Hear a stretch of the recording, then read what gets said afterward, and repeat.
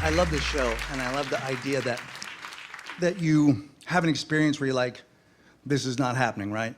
Like, just this is fucked up. You know, we all have those stories. I mean, I have a ton of them. One I'm not telling today. I saw the penis of the drummer from Metallica, like at a show. That's not no. I mean, like, you can't wrap your head or anything around it. It's huge. But also, sometimes you forget that you're the thing that's happening to somebody else. Like, you're the fucking, oh my God, this is not happening. Like, you're the event that somebody goes, fuck you. So I would like to tell you a story that has both of those elements, and it involves my sobriety, which I have today, and I've had since 1996, except for that 2 times I got high. So then it's not since 90. So I broke it, but that's because that's not the rules. So you don't get to just leave. Well, you can, and I have. But one time it was my decision, and then the other time it was also my decision. So the first story is this one. So my wife and I, we had a 19-year-old dog, okay? Fucking 19-year-old German Shepherd. That is fucking old.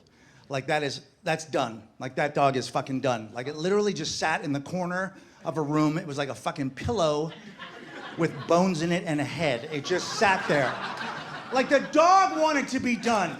Do you understand? Like, it was just being kept alive on pills. That's it. We just gave it pills to fucking keep it alive. And, you know, they're not, well, they are dumb, but they're not that dumb. You know what I mean? Like, the dog was just like, you could just tell, it was like, fuck, dude, haven't we done this? Haven't I dogged this shit out of it? What the fuck do you want from me? Fuck, I got the ball? Remember that? I got it a bunch of times, as I recall. And I fucking shit on the carpet and ruined that whole fucking birthday party thing, and then I took a picture for your fucking Instagram. Please. What the fuck more do you want from me, right? But you don't kill it because it's a dog. So like, here, take these pills. We just gave it a lot of pills, right? So anyway, we had this dog, and it was very old, and it was being kept alive on pills. So, and I didn't know what I didn't pay any attention to what the pills were. I mean, there was one, the dog had no moves left, right? Except for that, except it would fart, right? It just, oh, you know what I mean? But their buttholes are all worked out, so it just, you don't even know it's happened. You know, their buttholes are all loose, so it's just, whoo, it just comes out. It's like a cloud, right? Whoo, like it just, whoo, it's just a ghost fart, it's just a whistle. Like, you don't know it's there until you know it's there, and then you're fucking pissed. Because dog farts are like, you know how some smells make you go, ugh, but dog farts make you piss. Like, you're like, fuck! What the fuck is this? Jesus Christ, good God! The fuck's wrong with you? So anyway, there was one Christmas, I love Christmas. I like Christmas so much I'm gonna make you fucking hate it. That's how much I like it. I'm that guy. I like it so much I ruin it for my whole family, which is fucked up because I have kids. Anyway, so I have that. It's Christmas, and I'm overexcited about it, and I'm also depressed because I have depression and anxiety, which I'm not aware of, and also there was a sweater I wanted, and I'm not fucking getting it. Like, even my wife said, you're not getting it. I'm like in a surprise way, or I'm not fucking getting it. And not in a surprise way. And then she's like, it should be about the kids. Fuck you. I dog-eared the catalog. And then she's like, I don't even know what a catalog is because I live in the now. The point is, I was very upset, and it was Christmas Eve, and I was having a panic attack and feeling shitty, and not to get too dark, but I was feeling suicidal. I was struggling with some mental health issues that I didn't know that I had, and anxiety, and then all of a sudden I remembered that one day when my friend was in the house, he had walked past the dog pills, and he had noticed that one of the jars of pills was like, oh fuck, yeah, those. You know what I mean? He didn't say what they were, but he made a face that went, that's good. Like, there's something in those pills that might be something a depressed person should take on Christmas Eve.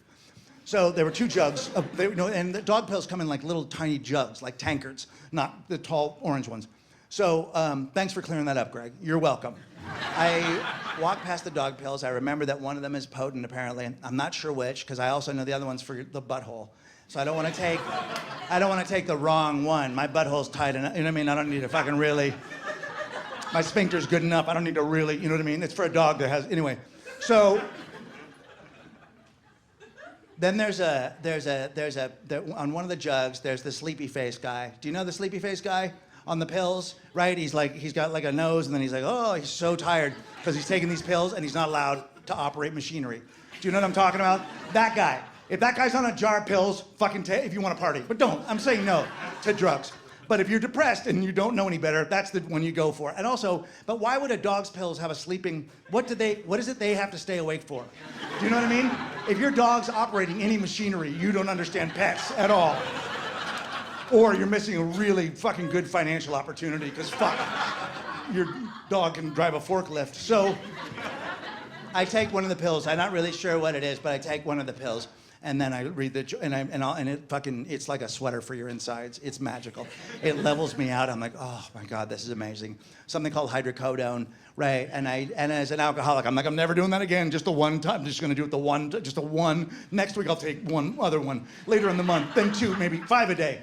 So, like an alcoholic drug addict, I escalated, and by that then I was taking 7 a day. And at that point, I just had lost it. Fuck. One day. Here's a perfect example. One day I just fucking showed up in the kitchen at my own house I cut myself a mohawk and told my wife I was starting a ska band.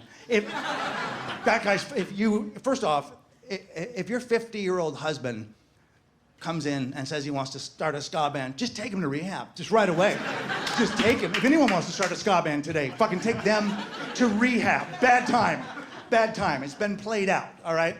So I was super fucked up, and I did try and start a ska band and I quit my other really reliable jobs, comedy and writing books. So I'd given up those opportunities. My wife was very upset. I was a total fucking mess. They took me to rehab. So now I go to rehab. I pull my shit together. I move back in the house. I can't live in the house. They put me in we have a guest house in a garage. I lived in the garage. There's a place. It was on the other side of the yard. I lived in a closet on the other side of the yard. But right. Hey, good night, everybody. Anyone? So, but I was living there. But I really was like, okay, I'm gonna pull it together. I got on the right kind of medication. I figured out that I had some problems and pulling my life together, and I'm feeling good. And I kind of missed the ska band. I really did want to be a rock star. You know what I mean? But I had to give up you know what I mean? Not that anyone noticed. But anyway, so I start working on my stand-up and my career. I write a one-man show. I make friends with my wife again, just friends. Anyway, I get my shit together, and I'm feeling very good about myself, because now I'm not the thing that happens to you, right? I'm the guy experiencing life. I'm not gonna ruin people's lives. I'm gonna be of service. I'm gonna be a good person. I'm just gonna fucking just take it day by day, have everything, and things are good. My career's coming back. My wife likes me again. I get asked to go to Australia to perform for 22 nights in Melbourne, a one-man show that I've written. Very exciting. Career's on the comeback. Got a big tour after that. It's all good. I have a little stomach ache. It's fine. It's a little stomach ache. I went to the doctor before I left for Australia. He said it was gas. That's not good doctoring when you find out what it was. 8 shows into my run in Australia, I'm on fire. My insides are burning. It's awful. I go to the doctor. They give me some drugs, which oh my gosh, I remember these. They had to give me some drugs because I was in so much pain I forgot even about drugs. I forgot that there were, I was in kill me pain. I was literally like the dog, just end this. Just fucking end it. I was in so much pain. They give me, I don't know, whatever, some sort of pain reliever. And then they take a photo of my insides, and then they wake me up and they say, you have tumors in your stomach. You have cancer. Fuck, I was having a comeback. So that's what they said. But it was in Australia. So I have to say, and I'm not saying get cancer. I'm against it. I'm against cancer. I just want to come out right now and say I'm against cancer. I don't want you to get it. Should you think you have it, go to Australia to get the diagnosis, because just the way they say cancer sounds a tiny bit less bad. That's all. Cancer, it just goes up at the end. It just cancer, mate. You're cancer, mate. They say mate a lot. It just feels cheerier, like you're doing it together. Hey, you're cancer, mate. We all do. No, you do. Anyway, they cancer. They told me that I had it. They thought I did. I had tumors in my stomach. They weren't sure what they were, but there was a cluster of tumors. Right? There's really a lot of R's. There's a lot of R's. You find out there's a lot of R's in cancer. Cluster, tumor, a lot of R's. So they think I have cancer. And they say, you have to go home. And I was so high on whatever it was they gave me. I'm like, to my apartment in Australia? And they go, no, to America. You have to take your cancer home. And you have to take it home. Can't have it there. They don't want you to die in there. So I say, all right. And they say, but you're going to be in pain until you get to the hospital. You need to get there within the next 72 hours. But here is a box of OxyContin. I'm like, that could be a mistake. A box. Not just a few, a fucking box, like with trays. Do you understand? We're talking about a street value of about $1 million to a drug addict. who's already high from whatever it is they gave them, I went out and bought a hat. So here's how high I was. I had my manager with me. I said, take the pills, give them to me, and let's be responsible about this. I just want to get home. I want to see my family. If I'm going to die, fair enough, but I just want to get home.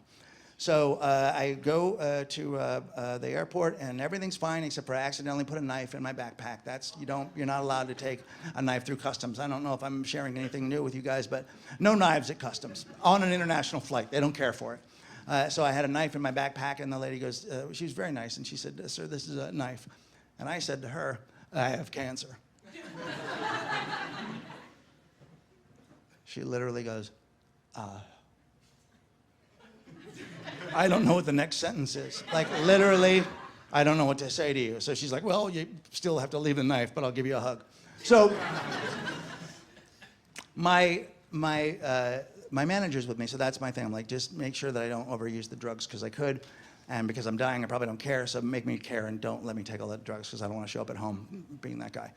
So I get on the airplane, they stick my manager in fucking economy, and they put me on first class. So I know I'm dying, right? I know it's a make-a-wish thing. Put him in first class. It's probably the last time I'll be on a plane.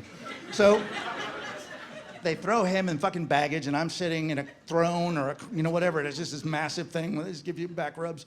And I'm sitting next to a guy who I don't know, who turns out to be this drummer for the band Switchfoot. Do you guys know Switchfoot at all? Yeah? Yeah, that's usually the response I get. Yeah.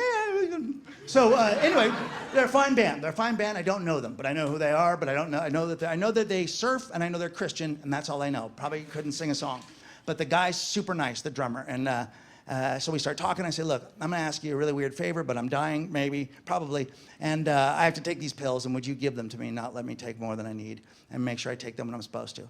And he said, yeah, sure. And I said, thank you. Also, if I get up, like if I rub your chest or walk around the plane, or I don't know if any of you ever been on OxyContin, but it's not bad. You feel you're friendly and you like conversations and you want to talk to everyone about everything. And you also, it has this amazing thing that never happens to me in real life. It actually makes you want to listen to people. So, like you're genuinely interested in weird shit. What kind of buttons are those on my shirt? Yeah, they seem neat. All right. Anyway, the guy was super nice, and I said, would you make sure I don't overuse these? And then I passed out, and I slept the whole flight. So we get to Los Angeles, and so that's cool. I'm sitting next to a guy from a band. That's neat. And he says, let me walk you to baggage claim. So the drummer from Switchfoot walks me to baggage claim, gets my bags for me, and then he goes, hey, man, I just want to tell you that I love you. I said a prayer for you. You're going to be fine. And I was like, wow. And I bent down to pick up my bags, and I turned around, and he was fucking gone.